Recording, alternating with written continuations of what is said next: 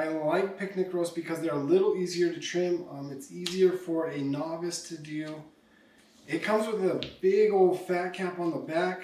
I'm going to leave this on to smoke it overnight, and trimming is very minimal. So this is a picnic shoulder.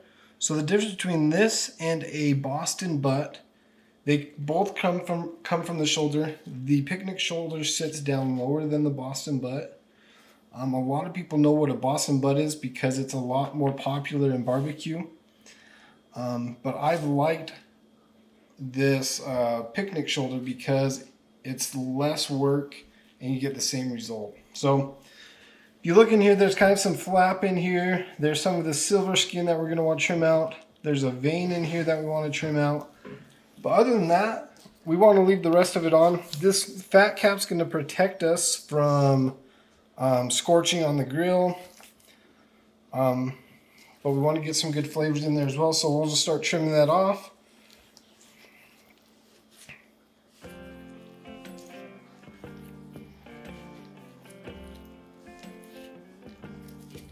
Pork is one of my favorite ones to do too because they're cheap. If you mess up a brisket, you're spending 50 bucks. This picnic shoulder cost me $9. You can feed a whole family for pretty cheap. So I'm just going to kind of get in here and trim out some of this stuff. Nobody wants to chew on that. Also, it's going to make it so you can't season the meat as well. Some of the silver skin off. There's a little tendon in there.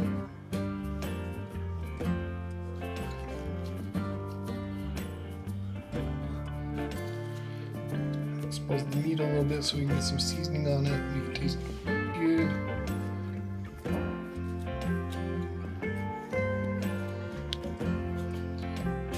We'll just kind of keep working down through the muscle here.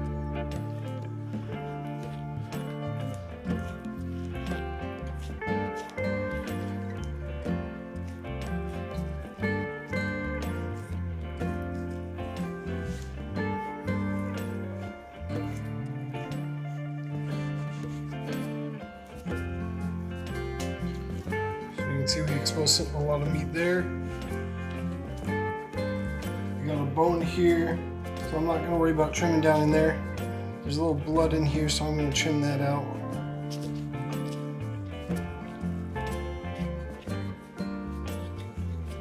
So I don't want that to get into my meat. And that's all really the trimming that we're going to do. We exposed a lot of meat there. We have this flap that's going to come over. We're looking really good. We're going to keep that fat cap on like I said, and then when we get ready to pull it, we're just going to make sure that fat cap is in there. It's going to help shield the meat from cooking, but we're looking really nice. So as far as seasonings, on my pork butt, I don't like to use a lot of sugar in cooking because it scorches. It creates a kind of a fake bark. So what I did, I know it says the Meat Church Voodoo. This is a great product. I'm actually out of it. This is just the shaker. If you want to try Meat Church, I love Meat Church's products. Voodoo is probably one of my favorite ones, Holy Voodoo. I'll put a link to that one. I use this one on wings a lot. Great product. But what I did is I took my empty Holy Voodoo and I put some Kosmos SPG in there. And then I like to have a little bit red color on my pork, so I added in some paprika and some chili powder to give it a little bit of heat, and we're just going to season that on top of here. Let's open it up. At this point too, you would inject. I don't like injecting my pork when I'm just doing backyard cooks. Competition, I would do it, but backyard, I'm not going to inject. I'll just add some moisture when I wrap. This SPG has a lot of good grind in it, so we're going to get some good bark off.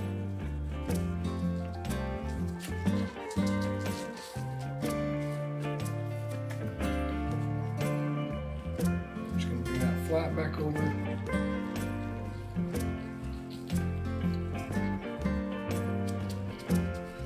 Again, we're patting our meat, we're not rubbing it. If we rub it, we're just going to rub the rub off of it. So the cool thing about a picnic as well, a picnic roast, is you get this cool leg bone here, which is great for doing like collard greens, bean and bacon, split pea soup. So after you smoke that, you'll be able to pull that out, save it, because you'll be able to boil it and do some soups with it, which is kind of cool. Someday we'll do a video of a Boston butt. There's a lot more prep involved with a Boston butt, but this picnic roast is perfect to start out with. We're not going to season the cap because, again, that's going to protect us. We're just going to pull it off. Look at that. It's already starting to get nice and moist in there. Good seasoning. So now the plan is I want to eat about 3 o'clock tomorrow afternoon. I'm going to plan for about a 10 to 12 hour cook. So I'm going to throw this on my smoker at 225 early in the morning, probably between 2 and 3 o'clock at 225, and just let it roll. With pork, I don't cook to a temperature off the bat. I like to get a good bark on there, and once I get a good bark, then I'll wrap my pork in either foil or butcher paper. If you are looking for temperature, you want to wrap around 160, 165. But like I said, I'm going to add in moisture into my wrap, so I don't have to worry about losing a lot of moisture when I'm cooking. I want to cook to my bark. Then after we wrap, we're looking for a temperature around 203, 205. But also I'm going to get my thermometer and start poking it and make sure that we're nice and tender and we're able to pull it out. After that, we're just going to enjoy. So 10, 12 hours, I'm going to be up at 2 in the morning putting this on. And then we'll show you guys how we wrap. Hey there, barbecuers. So we're getting ready to wrap our pork butt. It's been on since 3 in the morning. It has a good bark set, so we're going to go grab it off the grill, bring it in. Today I'm going to wrap in foil. You can wrap in butcher paper. A lot of people like butcher paper because it'll preserve the bark a little better. Today I just had this Reynolds wrap heavy duty on hand, so I'm going to double wrap and Reynolds wrap. A lot of people have aluminum foil at home. Not many people have butcher paper, so that's what we're doing today. So let's go out to the grill.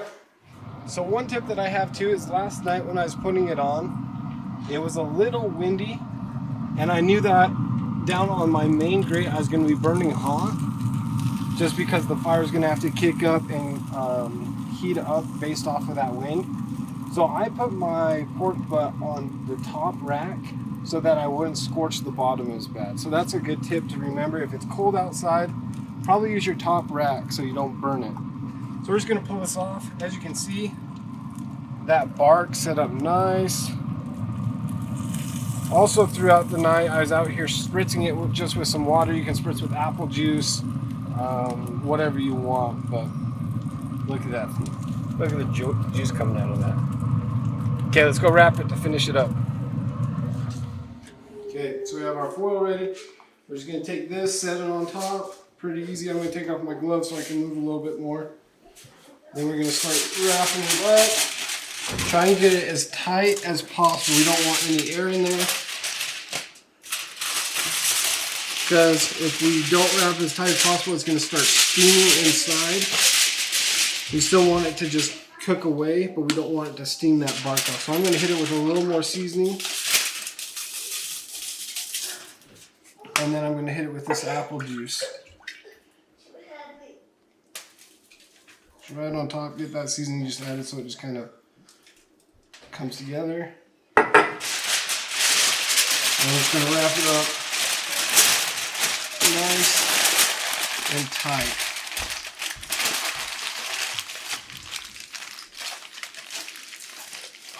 And now we're going to go put it back on the grill. So now once I put it on the grill, I'll put my probe in it again. And I'm looking for a temperature between 203 to 205. And then I'm going to just start checking it for tenderness. I'm going to open it up on the grill, start probing it. I want that probe to slide in like not warm butter, but I want that probe to slide in just like in butter, because that's when I know it's ready to shred. So when you're sticking in your probe as well, you don't want to hit the bone because you won't get a good temperature read. So you're just trying to get a meaty part and stick it in. And then just kind of close up the hole so we don't steam out again. And then you just plug that in. I'm lucky enough to have the Wi-Fi on my Traeger, so I can read the temperature on my phone wherever I'm at. So if I'm at the grocery store, I can check the temperature of my grill. A lot of grill companies now have some sort of Wi-Fi capabilities, and I've loved it. It's been a game changer for me, so definitely check it out. Okay, so we're coming back out to the grill. I'm going to go on the bottom rack now because it's not as cold. I'm going to turn my grill up to 275 because I want to eat pork quicker, earlier. So I'm going to put it on there, close it up, plug in my probe. We'll set an alert for 205. Okay, so now that we took the pork off of the grill, it's been sitting in this Coleman cooler for about an hour. I like to rest my meat in here in a dry cooler. It stays nice and warm. You can see that there's some moisture coming off of it. So I'm just going to reach in here and pull it out. Let's see how we finished up. So what I'm going to do is I'm going to open this up. The smell is amazing. You can see we still have some liquid in there because we double wrapped. I'm just going to move this over to an aluminum pan and then start pulling it. And then this is a good time to just kind of give it that massage. We'll pull that bone out. Don't throw away this liquid. I always mix that liquid back in. Just make it a little moist. Pull out all those bones again. We're not going to throw away that bone either because we're going to use it for some soup. But look at that. Just shreds right apart. Good time to do some quality control. You don't want to be chewing on any fat. So you just throw that over in your aluminum foil. But it just falls apart because we took it up to that 203, 204, 205 mark. So the importance of that temperature, that's when all your collagen in your muscles start breaking down. It starts turning into that moisture and everything like that. So you can just take it and just pull it apart. There's another bone. Throw that one off to the side. But because we wrapped it so tight too, you can tell that we still kept a lot of that bark. It didn't steam in there that much. We still have a nice bark on there. Look at that. That's the good stuff right there. I'm just giving it a good massage to the hole. Also, another tip I have is Harbor Freight sells these nitrile gloves. I try and get the thickest ones, and then also there they have these cotton like gardening gloves that you can pick up a pack of 6 of them for $6 or something like that. But it makes it so you can actually reach in here and start pulling your meat even when it's this hot.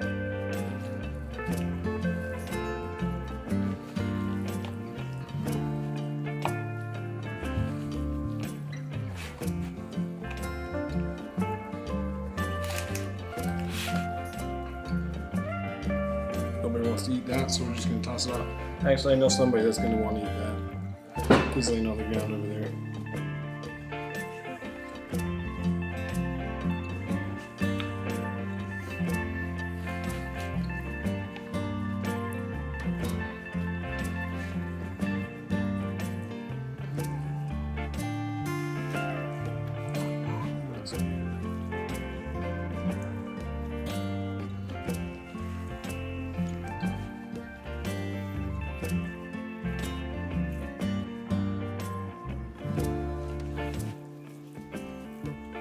So now we got it pulled a little bit.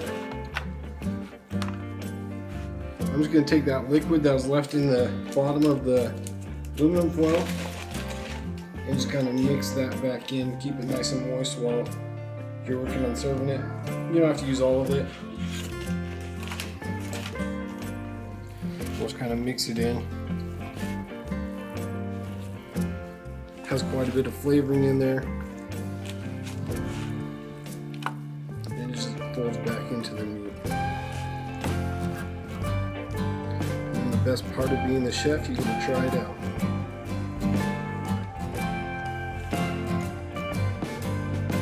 good. Nice and moist, good smoke flavor on it. That salt, pepper, whew. That Kosmos SPG, perfect on pork. Add a little bit red in there. You're doing all right.